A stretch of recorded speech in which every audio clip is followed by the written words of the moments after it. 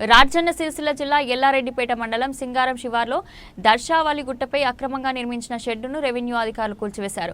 పోలీసులు గ్రామంలో గుట్టను ఎవరు సందర్శించొద్దని 144 సెక్షన్ అమలు చేశారు. అయినప్పటికీ బీజేపీ జిల్లా అధ్యక్షుడు రెడ్డిబోయిన గోపి ఆధ్వర్యంలో దర్శావళి గుట్టపై పనులను పరిశీలించడానికి పెద్ద ఎత్తున బీజేపీ నాయకులు చేరుకున్నారు. దీంతో గ్రామస్తులు మా ఊళ్ళోకి రావద్దంటూ ఆందోళన దిగారు. గ్రామంలో ఉద్రిక్త పరిస్థితులు నెలకొన్నాయి. గ్రామ శివార్లోని ఎల్లమ్మ దేవాలయం వద్ద ఆందోళనకు దిగిన బీజేపీ నాయకులను పోలీసులు అరెస్ట్ చేసి ఎల్లారెడ్డిపేట పోలీస్ స్టేషన్ తరలించారు. ఈ సందర్భంగా జిల్లా అధ్యక్షుడు రెడ్డిబోయిన గోపి మాట్లాడుతూ 40 ఎకరాల ప్రభుత్వ భూమిని దర్శావళి గుట్టపై ఆక్రమణకు గురి అవుతుందని 10 సంవత్సరాలుగా గుట్టపై నిర్మిస్తున్న అక్రమ నిర్మాణాలను పూర్తిగా తొలగించాలన్నారు. గతంలో గుట్టపై హిందూ దేవతామూర్తుల విగ్రహాలు ఉండేవని ఇప్పుడు పూర్తిగా తొలగించి దర్గా నిర్మాణం చేపట్టారని ఆగ్రహం వ్యక్తం చేశారు. గుట్టపై జరుగుతున్న పనులను అడ్డుకునేందుకు వచ్చిన బీజేపీ నాయకులపై అనుచిత వ్యాఖ్యలు చేస్తూ చంపుతామని బెదిరింపులకు గురి చేస్తున్న వారిపై వెంటనే చట్టపరమైన చర్యలు చేపట్టాలని ఆయన డిమాండ్ చేశారు.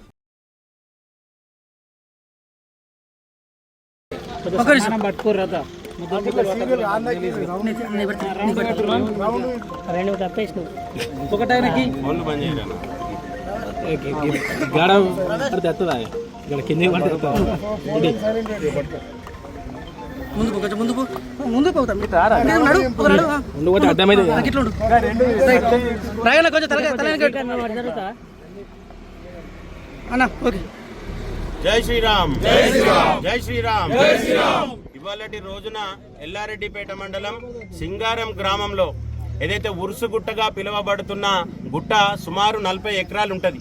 మరి ఆ 40 ఎకరాలను గత 10-15 సంవత్సరాలుగా ఏదైతే ఒక వ్యక్తి అభివృద్ధి పదం చేస్తున్నా అని చెప్పి ఆ గుట్ట మీదకి రోడ్లు వేయడం, ఆ గుట్ట మీద బ్లాస్టింగులు చేయడం, ఆ గుట్ట మీద సమాధులను ఏర్పాటు చేయడం, అక్కడి నుండి ప్రజల అవసరమార్థమై కింద 1 ఎకరం భూమిని కబ్జా చేసుకొని ఆ భూమిలో వీళ్ళ కోసం నేను అభివృద్ధి పథకాలు చేస్తా అనుకుంటూ షెడ్లు వేయడం, దాన్ని ఆధీనంలోకి తీసుకునే ప్రయత్నం చేస్తున్నారు.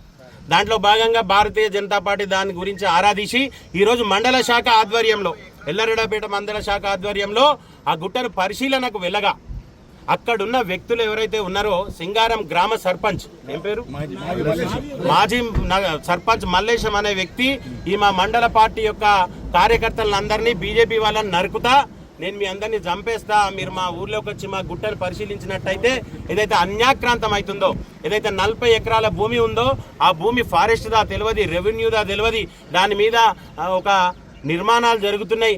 ఏ రకమైన నిర్మాణాలు జరుగుతున్నాయి? పర్టిక్యులర్గా ఒక మతానికి చెందిన వ్యక్తి దాన్ని ఆక్యుపై చేస్తున్నారు.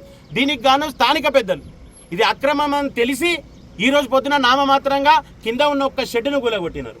దాంతోపాటు సంతృప్తి చెందిపిద్దామని అనుకుంటున్నారు. ఈరోజు మా